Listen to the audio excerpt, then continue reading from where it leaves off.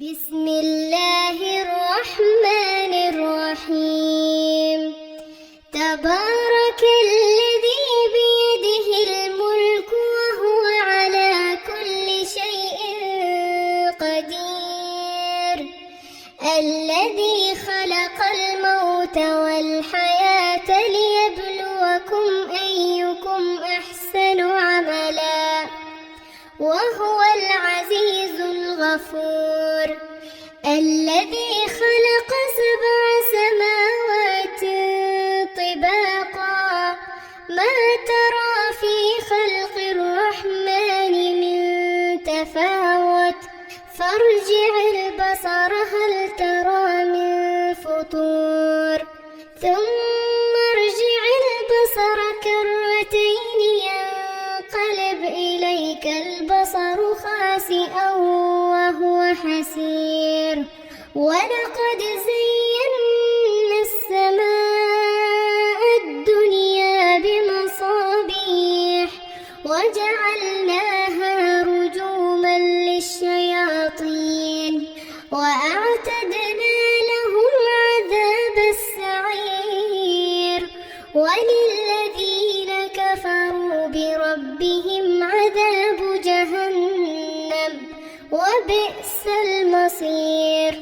إذا ألقوا فيها سمعوا لها شهيقا وهي تفور، تكاد تميز من الغيظ، كلما ألقي فيها فوج سألهم خزنتها ألم يأتكم نذير، قالوا بلى قد جاءنا نذير فكذبنا وقلنا ما نزل الله من شيء إن أنتم إلا في ضلال كبير، وقالوا لو كنا نسمع أو نعقل ما كنا في أصحاب السعير،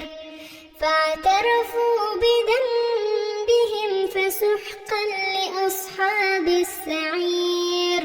إن الذين يخشون ربهم بالغيب لهم مغفرة وأجر كبير، وأسروا قولكم أو اجهروا به إنه عليم بذات الصدور. ألا يعلم من خلق وهو اللطيف الخبير، هو الذي جعل لكم الأرض ذلولا فامشوا في مناكبها وكلوا من رزقه وإليه النشور.